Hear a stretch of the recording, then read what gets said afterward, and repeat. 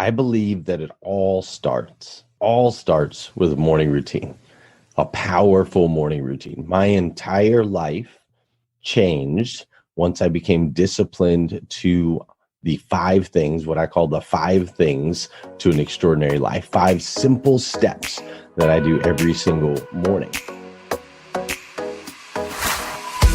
Welcome to You're Not the Boss of Me. If you are determined to break glass ceilings and build it your way, this show is for you. I'm your host, Beth Graves, and I am obsessed with helping you to not just dream it, but make the plan, connect the dots, and create what you crave. Are you ready? Let's get started.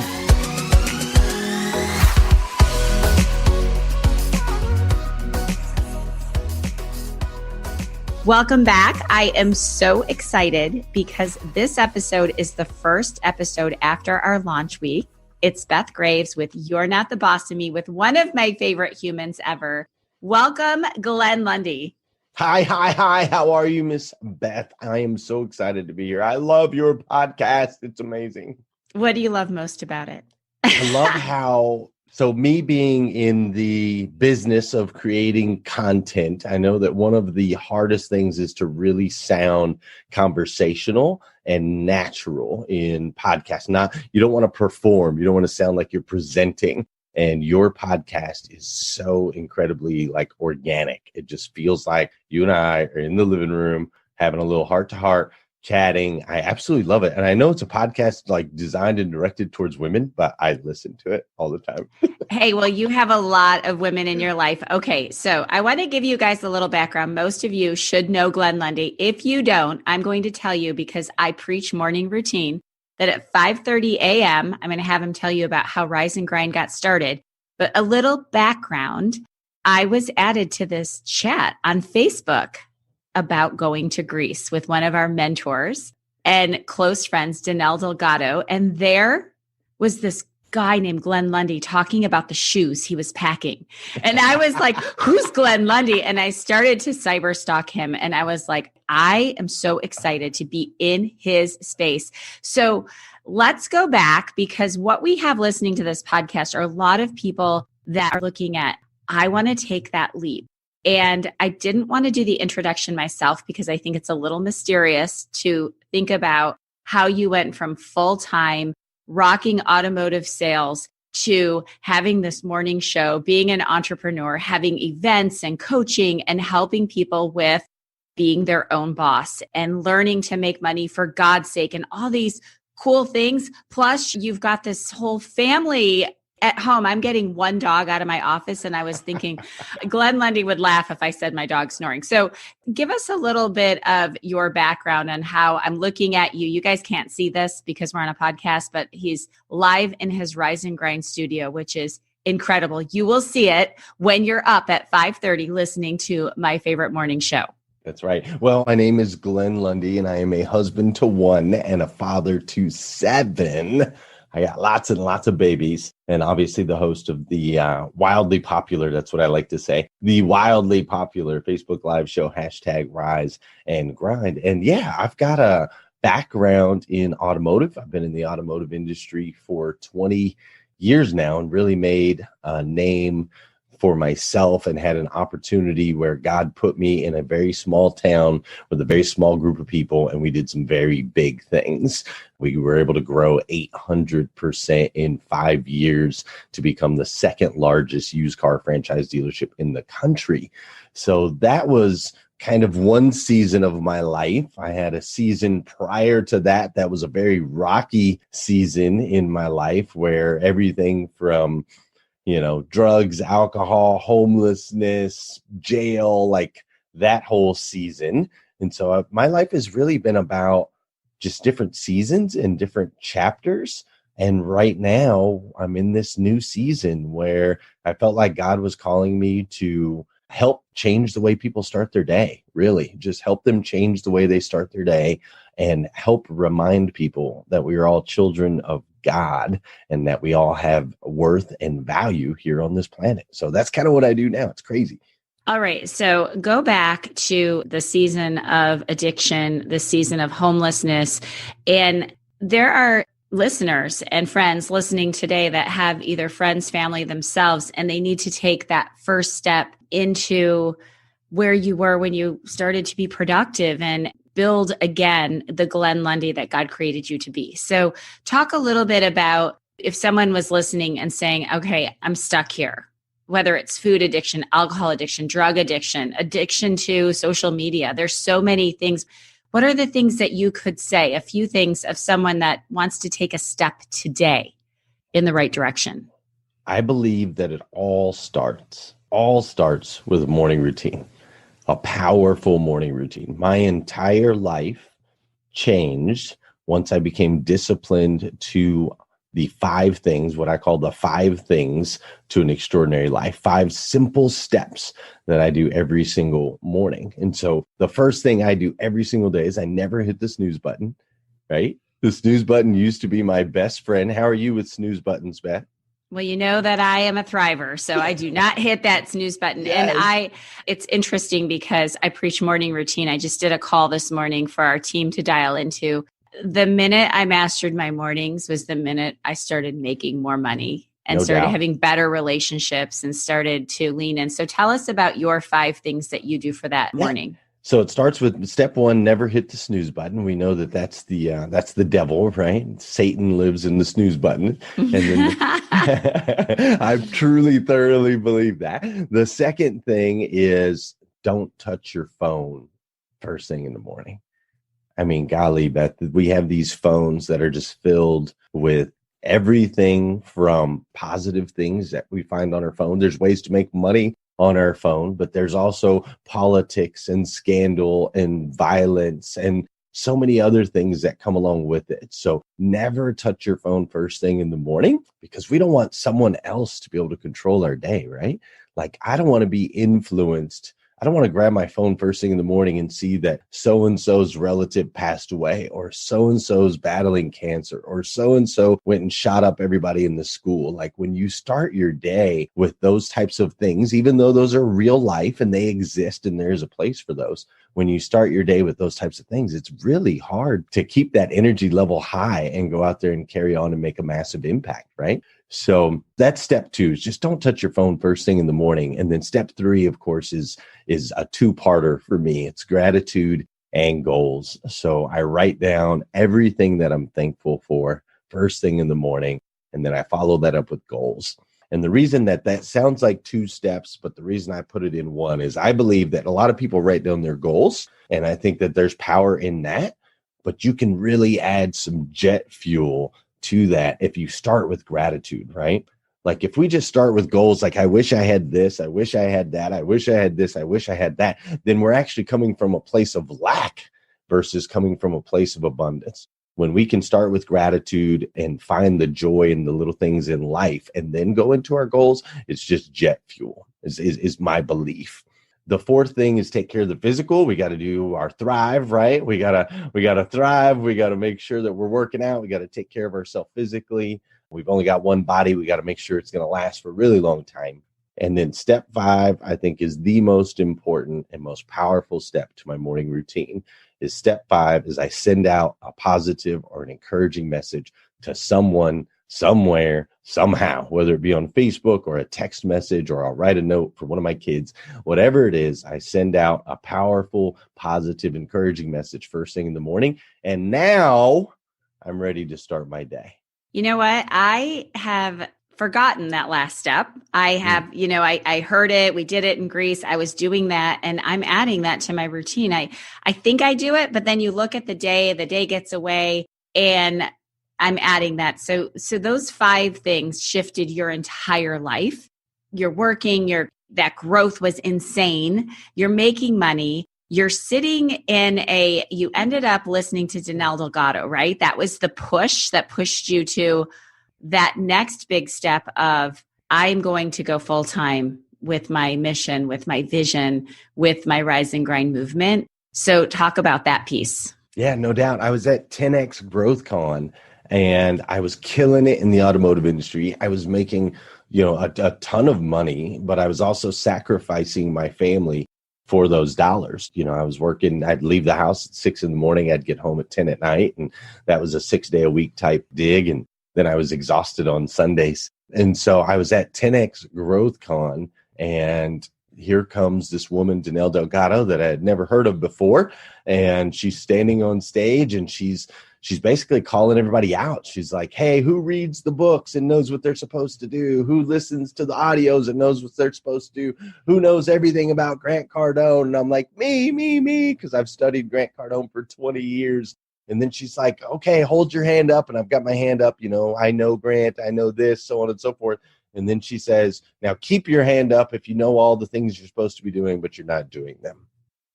And I had to leave my hand up because I knew the 10X rule. I knew the impact that I was supposed to be having on this planet. I knew that I had gifts that I was supposed to share with the world at a massive level. I knew all these things, but I had contained it into this little comfort zone of a dealership, right? Mm-hmm. I was living on my past wins. I was really comfortable where I was at. And so I just wasn't pushing it. And so I sat there with my hand in the air, and I look at, she said, look at your hand and think about all the people that lose if you don't win, if you don't go out there and really do those things. How many lives does your hand touch? And that was a powerful moment for me. So I didn't just quit my job that instant, but I went and I met Danelle, and I exchanged numbers with her and so on and so forth. And I just started thinking, how selfish have I been with my success? I've kept it right here in Paris. My family has been rewarded, but I'm not reaching out and helping people on the level that God calls us to reach out and help people, right? And so I just started this transition, this journey of how can I serve more? How can I help more? How can I reach more? And that led to things like a Rise and Grind show. And ultimately, the dealership was getting in the way of me being able to impact others. I had a boss, and this boss was keeping me from traveling. He was keeping me from, he didn't mean to, he's a great guy, but he was keeping me contained. He was keeping me from being able to really pour into my family and things like that. And so there came a day when I just decided, look, I'm either, we only live once. So I gotta do this. I gotta do this big.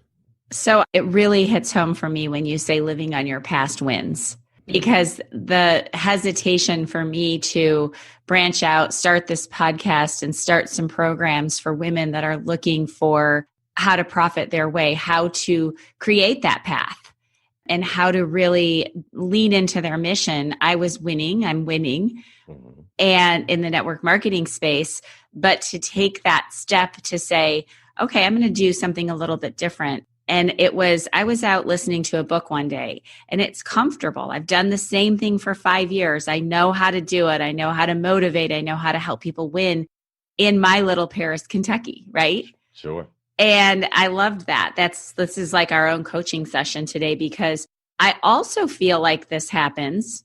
It happens to me for sure. I do the morning routine. The mindset is there. I have the coaches. I have the mentoring. I circle myself with the 5, most powerful, influential people, all of those things. And right about the time we're ready to soar, we're ready to win again, the doubts come back. Physically, things start to happen. The tech falls apart. And I can literally talk myself into procrastinating my next move for a year. So talk about when the doubts start to come in. Can I do this? Who am I to think I can start this podcast, this morning show? Who am I to think I can support my family, help them with a legacy? What do you do when that clutter starts to get inside of your head? And did that happen to you?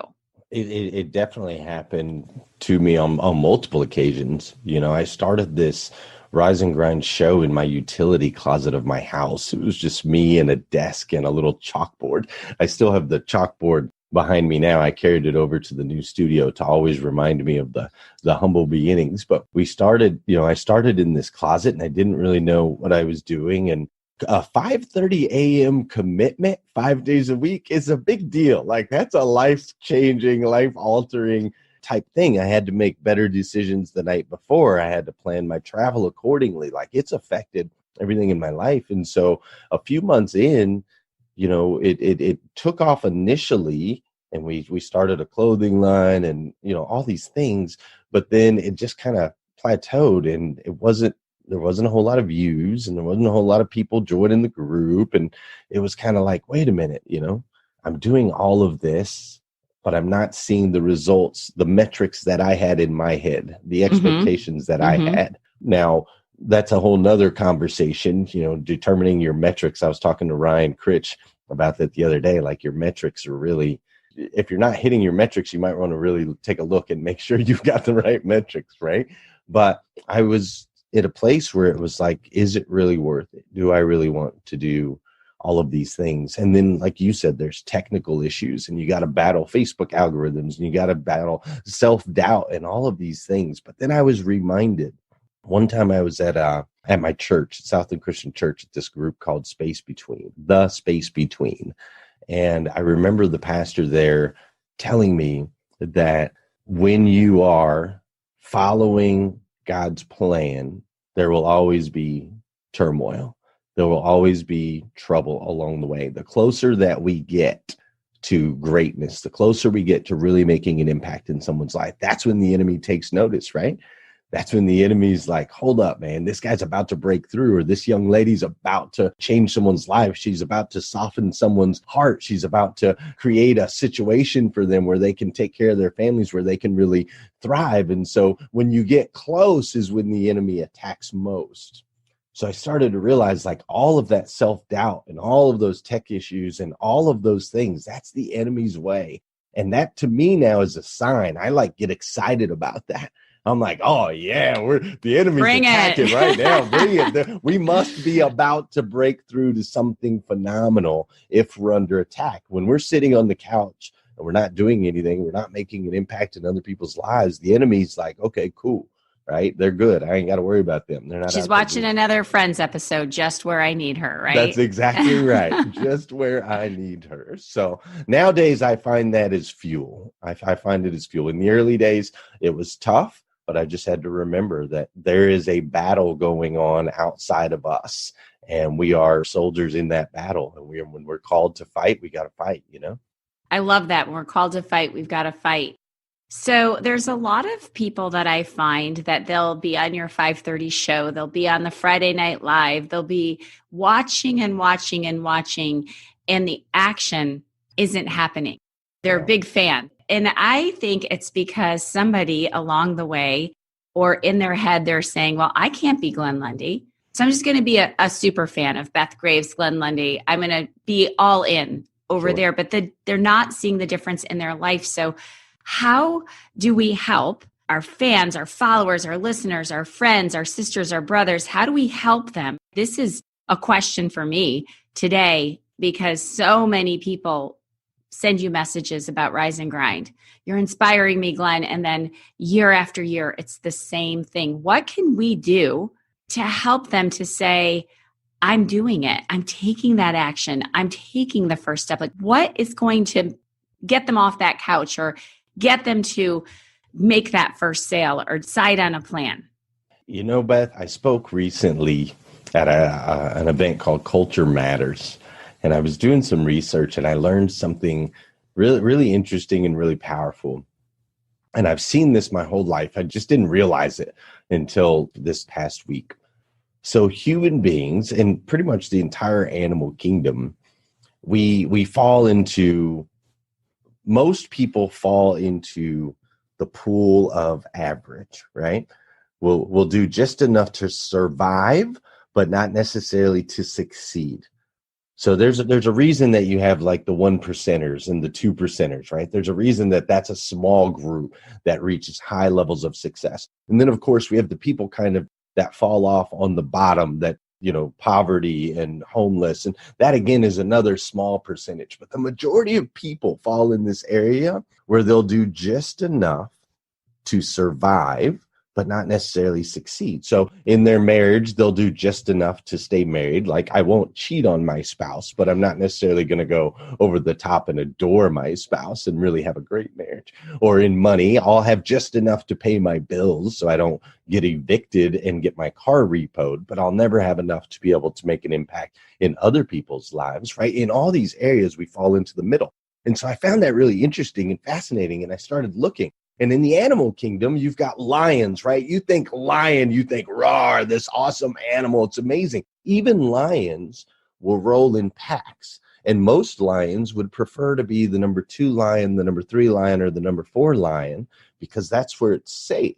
The number 1 lion is the one who has to do all the battles. He has to fight anytime somebody comes in their territory. If anybody tries to mate with anybody in his pride, he's got a battle. And the alpha lion typically has the shortest lifespan. It's really interesting. So as humans, we see it too. It's actually dangerous to stand out. It's dangerous to be successful. Now, all of a sudden, you're under attack. All eyes are on you, right? Mark Zuckerberg builds Facebook. Next thing you know, he's in front of the Supreme Court. Millions of eyeballs, the responsibility that weighs on his shoulders, it's all on him. So we've created a culture where it is dangerous to be successful. And it is the best survival technique to blend. So what I see with my Rise and Grinders, my fans, and I'm sure what you'll see as you continue to accumulate fans and in your team, you're going to find that the majority of people are going to fall in that middle survive spot. So with knowledge of that, what I've found as leaders, those of us that are willing to get a little dangerous and a little put ourselves out there, what I found is we have a responsibility. We can't make individuals decide they want to be 1 or 2 percenters. We can't do that. But what we can do is we can lead in a way where we can lift up the whole pack. I love this so much. We can get everybody to rise. See, if we can increase what is average, then people will fall into that, right? If we can increase what it looks like to survive in our circle, if we can expect excellence out of our circles, then we can raise the bar for them to where it's still safe. They don't have to stand out. They can blend. So with my Rise and Grind group, we now have 100 plus people that watch live at 5:30 in the morning and thousands of people that watch throughout the day. And so now it's kind of become more comfortable. We've got more and more people that are getting up early. They're doing the 5 things. They're joining us on the show. They're starting to affect and change their life. We're starting to get better results because I'm not focused on moving one. I'm focused on moving all of them. Make sense? That makes so much sense. And you're right. And that being the front lion, it shows up obviously in different ways from maybe I feel like sometimes I was back in 7th grade. Because in 7th grade, we're taught to blend. We want to wear the right clothes. We want to fit in. Right. We want to do what the head lion wants us to do, right? That's right. And so if you're hearing this, just think about what is that brave step? Who will you help when you think about Glenn Lundy holding up his hand in the Grant Cardone 10 Times conference? And that's exactly where the next year, heard Janelle speak as well. So I'll tell you, go to events. They will change and impact your life. And I want you to think about taking that first step, getting up in the morning, listening to Glenn's show, doing the 5 things, sending out that compliment. Because did you always start at the front of the pack, or did you have to learn to lead from the front? Yeah, I had to learn, and I had to be, and it came from, like you talked about, the 5 people, right? Like surrounding yourself. When you change your environment, then you adapt. So my environment now, the expectation levels are super high, right? Like I'm hanging out with Beth Graves and Danelle Delgado's, and I'm around, Blair Critches, and on my show, I've got Matt Monero's and Elena Cardone's and, things like that. So my pool, the pool of people that I surround myself with, they work hard. They achieve at a super high level. So in order for me to keep from dropping out of the bottom, I got to keep up. And so that's what I would suggest to people is take a look around. There's so much truth into you will become the average of the 5 people around you. That's fact. That's nature. That's survive. So if you can change the 5 people around you, raise the bar, then you can take those steps to raise the bar as well. And I think sometimes it's being able to say no to, there are 5 people that I love to hang out with, but every time I hang out with them, I will have a margarita, I'll eat chips, I'll start finding myself going down the path of maybe being critical of things or people. And I found that as adults, we still go back to, I don't know, do you walk away and you feel like you've served, you've made an impact? And then what I also found was that investment of the mentoring and the coaching and meeting people like you in Greece and being in your space. And that as part of my journey, watching your discipline. You did not let that 5:30 a.m. show go the whole time we were there, and we were on a different time zone. Yeah. And looking outside and seeing the working out happening and realizing, and I thought, I've got to up my game. I was comfortable. And going to Greece was when I said, okay, I need to make more of an impact. People are counting on me. And God gave me a gift. And there were times in my life that I didn't use my influence and leadership in a very positive way, but I had a lot of fun. That was a long time ago. Sure. And even now, it would be easier to stop. But it just, today I worked out, same time you were working out, and I'm the one that needs someone pushing me. I have a trainer. She's awesome. And even today, the thought was, if I didn't have Suzanne, I probably would have skipped. I've got some laundry to do. I just got home from visiting. And I thought, no, it's discipline every single day, gratitude, growth, goals, discipline, waking up early. And for me, I have to, even before we met on this recording, while we were recording this, my brain was still frazzled. I gave myself 20 minutes of breathing, praying, getting back into an energetic space. Sure. It's work, right, Glenn? It's work. We got to work hard. It's but I love it. I love it. Last night, I got into the airport at 11:53 in Lexington from my speaking gig. I got home at 12:40. I had to be up at 3:50 this morning so that I could do my Rise and Grind show. I mean, that's it. That's what it looks like. But I'll share a quick story with you, Beth. I don't know if I've told you this story before. I love your stories. My grandfather, military man, there was never a day of his life that I ever saw him that he wasn't wearing a tie, right? He took care and provided for my grandmother forever. They were married for 49 years. She never had a job. She never had a driver's license. My grandfather took care of everything. He was provider. He was, that was the era that, that's how it was back then. The women cooked and cleaned and made the babies, and the men went out and did the thing, right? Like that was kind of the culture back in the time. And my grandpa exemplified that. He was an incredible, incredible man. I was over here in Kentucky and I got a phone call that my grandfather was going to die. He was battling cancer and he had minutes or moments left to live. And so I was like, okay, I got to get there. I want to see Grandpa one last time before he passes away. So the phone calls go out. My whole family's military, so it takes a while for everyone to get to the hospital. I get there, and then after I slept in the hospital that night, and when I first got there and saw my grandfather, I saw this sunken, hollow shell of a man. He looked nothing like the man that I was used to seeing, the man that always wore a tie every single day. Here he was with tubes in every orifice, and he's wearing the hospital nightgown, and there's just no light in his eyes. And it was sad, right? Obviously, clearly a sad moment. And so we're waiting for every last family member to get there. It takes 2 days for all the family members to get there. And they keep saying he's going to die any second. And here he is. He's still alive, right? Waiting for the last family member. So 2 days goes by. Last family member shows up. We kind of get in a semicircle around my grandfather's bed. And my grandpa, being military, he did like dirty jokes, right? He's always been a fan of dirty jokes. And so in the midst of barely being able to breathe and gasping for air, he says, Everett, which is my stepdad, he says, will you come over here and tell me my favorite dirty joke? And I don't know what kind of podcast this is. I'm not sure if we can. You can go for it. Yeah, go for it. I want to hear the joke. So my stepdad goes over, he leans in and he says, hey, Al, what do you call Moby Dick's father? And my grandpa kind of cracks a little bit of a smile. He says, whatever. My stepdad says, Papa Boner.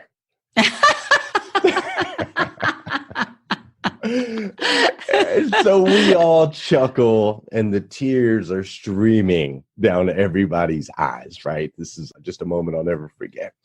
And then my grandfather says in his military commanding voice, he says, bring me my wife. And so my grandmother, all 4'6" of her, she's just this tiny little woman. She goes walking across the room. She climbs into bed with my grandfather. He wraps his arms around her and he passes away. Now, there are two crucial things that I learned from that experience.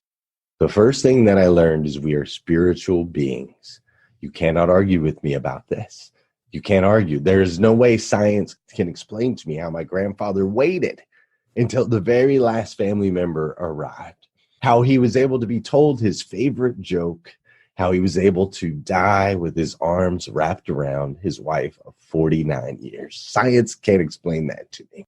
It was a spiritual experience. So that was the first thing I learned. We are spiritual beings, no doubt. But the second thing I learned is what's fueled me ever since. The second thing that I learned is that we are most comfortable in life right before death. You see, there was a moment right before Grandpa passed away, while he was being told his favorite joke, while he had wrapped his arms around his wife, that I saw the light come back in his eyes. The pain went away. The color came back in his skin. He became the recognizable grandfather, the one that I had known my entire life. And it was just a moment. It wasn't long. But in that moment, he was comfortable right before death. So every day I think about that. Anytime I start to get comfortable, I ask myself, am I ready to die? Am I ready to die yet?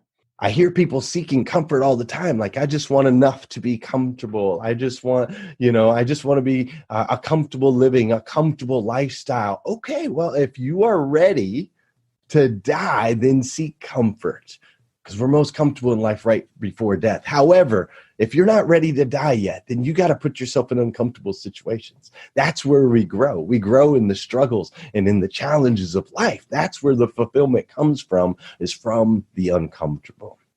Okay, so you guys can't see it. I'm crying, but what a powerful and beautiful message. And when we're together again, I'll tell you the story of right before my own father passed away, and the joke and that moment of comfort and, Really? and the angels and God and what was working in that space. But that is for another day.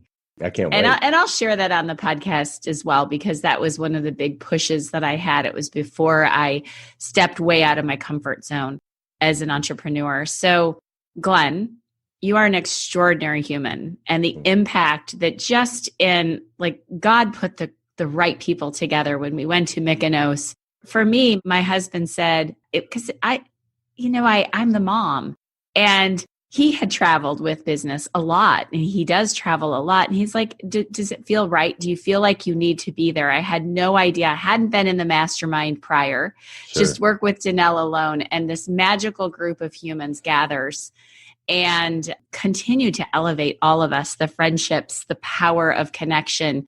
And just having you in that space was such a gift, such a leader, leading. When we went on the ATV ride, Glenn was the lion in the front. Like, there were a lot of lions in Greece, and Glenn is leading that pack, and I'll never forget that. So, Glenn, what I want to do today is I am going to give a gift to our listeners, to anyone that leaves us a review or sends me a message. I'm going to do a drawing from everybody that says they loved this. They post on Facebook. However you want to shout it out, just send me an Instagram DM, send us a message over on Facebook. But I want to give away 5 Rise and Grind t-shirts for our listeners. Nice. Awesome. And then I want pictures of you guys in those shirts. So I'll be ordering those from you for the podcast. But let us know, give us, how do people get more in your life, in your space, be a part of you to hear more things like this? Tell us how they can find you on Rise and Grind. Sure. And you also, I want to also put in the show notes your incredible journal, because will you have a new one coming out in the new year? Okay. Share with us how to get the scoop. Besides showing up on your doorstep, how do we get in your life? The best way to join up. So if you go to Rise and Grind Group, riseandgrindgroup.com. If you go to that website, it'll take you right to the Facebook group, which now has like 30,000 members. And that's where, I spend every day trying to serve that group as much as humanly possible. Now, of course, I do have my website, glennlundy.com, and that's also a place where you can learn more about me. You can connect with previous videos that I've done. If you need some Rise and Grind gear, the new planners that will be coming out Black Friday, so on and so forth. All of that is at glennlundy.com. But really, for me, the most important thing, whether anybody buys a planner or a t-shirt or whatever, the most important thing for me is to get in the group. The Rise and Grind group has been the most life-changing thing, not just for me, but for hundreds and if not thousands of people around the planet have been affected. Because that's the one thing that I know and understand is I can't be everywhere. But I've got some members in that group, man, that are powerful, and they pray for each other. They lift each other up. They encourage each other. They support each other. They hold each other accountable. It's become its own. I mean, we do things online and offline, right? We have an online community, and then we also go offline. We do charitable events. We raised $115,000 for Rescue One Global to fight sex trafficking last month. We raised $50,000 for Michelle Suri and her battling cancer. So we're doing things online as well as offline. So that's the place where I really want everybody is to make sure you're a part of the group. And then if you want to follow me after that, that's awesome as well. And Beth, you, my friend, are an amazing human being. Truly, I really enjoyed. You and I didn't get to spend as much time together in Greece as I would have liked, but you have this light, like this brilliance that I almost felt, I don't know, I almost felt like, Beth's rocking. I want to spend some time over here, see if I can help like Morgan, who's up and coming, or maybe Kim Wilson, who was struggling a little bit. You know what I mean? Like I kind of wanted to connect, or Ryan, me and Ryan connected big time through some different areas, whereas you're just this light, man. So I'm so thankful to be on your show, and I'm so thankful that you are staying uncomfortable because the world absolutely needs more Beth. No doubt. Oh my God. Thank you. Oh my gosh. So we are going to end this episode, and I know we don't want it to end. And I am going to make sure that we have round 2, round 3, that we get a season with Glenn Lundy each and every season of this podcast. So thank you, Glenn, for being on. All right. So that wraps up this episode number 9. It's a wrap with Glenn Lundy. And isn't he extraordinary? You guys, I was so excited to hear him share these stories today that I'm inspired to go out and do more and be that lion in the front of the pack and to fight so that we can all continue to rise together. This week, I have launched, finally, I've been working on this. It's been on my heart. It's been something that I've wanted to put out to all of you. It's called the Profit Her Way program. This is a mission of love, of work, of years of how to build out your profit path that feels right to you, that allows you to live a life, not just be in the weeds, working every single day, but we look at your mission, we chart your course, we connect the dots, we work on your messaging. And by the time you finish with me, with the 10 weeks we're going to be together, you are going to have such a clear vision of how we're going to create massive success, make more money, and do it your way. So head on over to the show notes. You can click below and you can find where to sign up. We're keeping the first group small because we're launching it live. And we are going to be diving into this in November. So we've got just a few days. Grab Profit Her Way. Also, you can head to bethholdengraves.com. You will see it right there on the website. I can't wait to connect with you there. As always, thank you so much for being with us today. Next week, Monday, we have another awesome episode. So be sure to have that on your calendar. 6 a.m. We go live every single Monday. We'll catch you next time.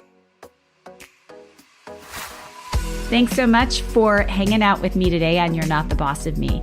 I'm hoping that you found one thing that you will do today that will allow you to move forward to that big, audacious goal. And I have a favor to ask of you, and that is leaving me a 5-star review over in iTunes. Every single week, I read your reviews.